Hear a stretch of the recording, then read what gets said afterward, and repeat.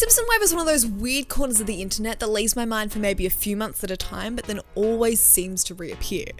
Whether that be as Sunday School making its gazillionth appearance in my YouTube recommendations, or as an ex-Visco girl's Instagram profile pic. You know the one, it's this one, or this one. The universal mating sign for girls who used to be Visco and which is now a bit sad.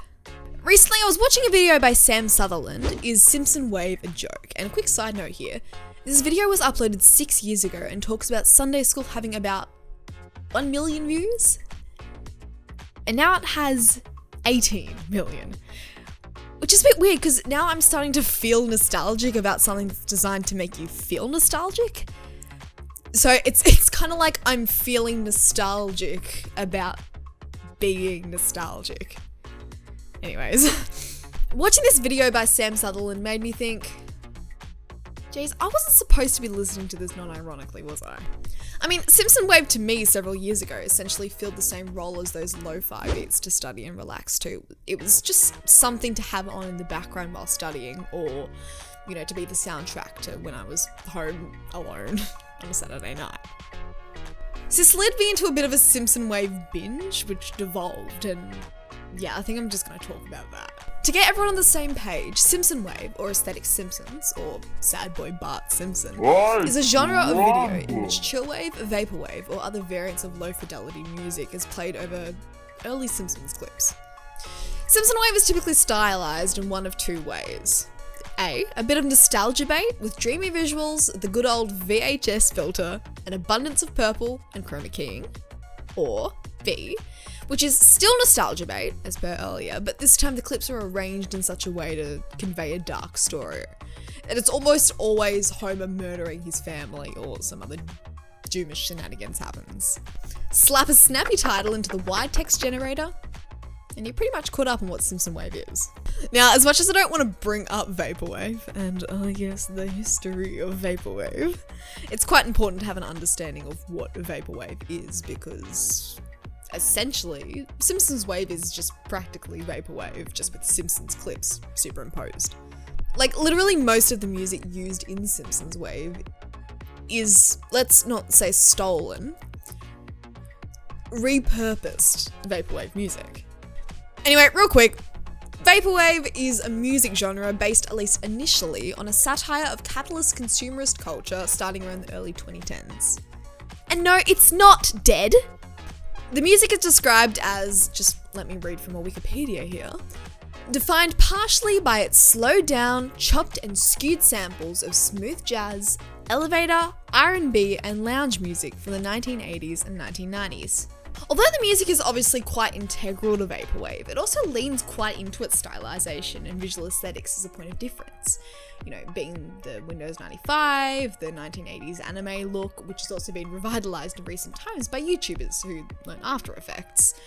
Vaporwave, like most things that start off ironically, and I guess the SIMPSONWAVE inherently follows the same route, eventually become not so ironic as A, the meme lords move on to the next trend, and B, a group of people realize, hey, I actually kind of non-ironically like the music and aesthetic, and then they keep on creating it, but this time from an artistic perspective as opposed to ironically.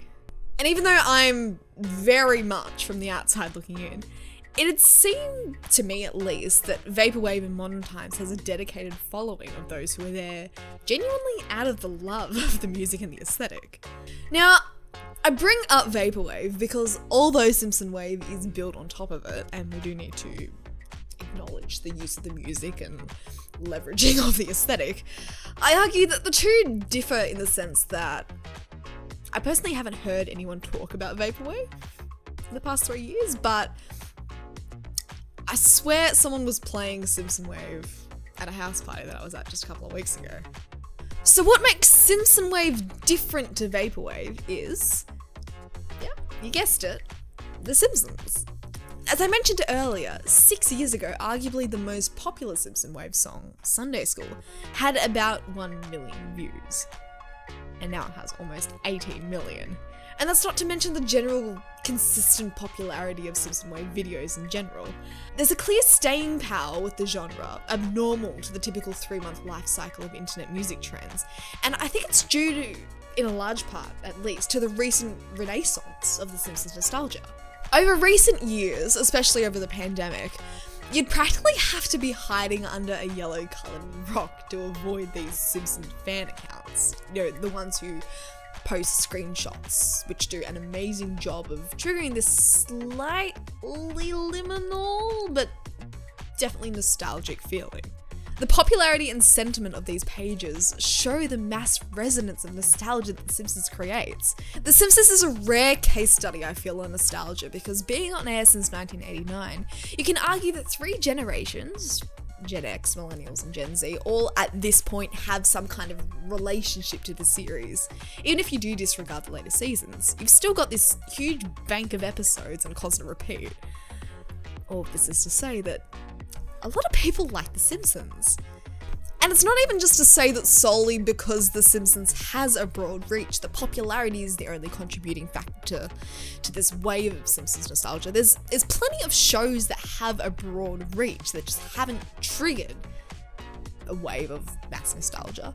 Like, even though there's potential in this scenic South Park page I found, it doesn't quite hit the same as it does with The Simpsons. An integral part of nostalgia is the personal context behind it. And part of what made The Simpsons so great is the heartfelt and personal aspect of the show.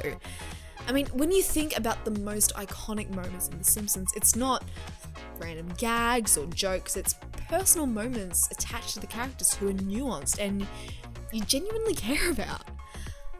I'm talking about Santa's little helper being adopted, Do It For Her, the death of Bleeding Gums Murphy, and of course, Homer staring at the stars. And also Monorail Song. And Lisa singing TikTok by Kesha. Wake up in the morning feeling like pizza. So back to Homer staring at the stars, which is an integral scene in simpsonwave lore. I think that this scene encapsulates how the context and storytelling of The Simpsons contributes to just what makes this show so nostalgic. For context, and spoiler alert, I guess, for season 7, episode 8 of The Simpsons, this scene ends the episode, which introduces Homer's mother, Mona Simpson. Throughout the 7 seasons prior, Homer's mother was rarely mentioned. And we just kind of knew that she left when Homer was a child, and then up to this point, the whole situation was quite the mystery in the show's lore. But in this episode, it's revealed that Mona is an eco-terrorist who has been on the run from the FBI, explaining why she left Homer as a child. After their brief reuniting, Mona is once again forced to leave Springfield and Homer, and this scene is Homer's reaction to the bittersweet situation of finally getting some information on the reason behind his abandonment by his mother, and of course, effectively getting abandoned again. The existential feeling that Homer exhibits in this scene not only makes it the best scene in the series, but it's indicative of the personal connections that the storytelling of this show manages to create with its audience.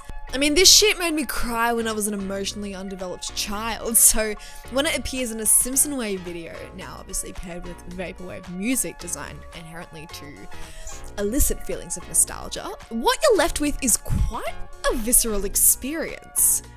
Getting a bit personal here, but simpsonwave takes me to, you know, when life was good.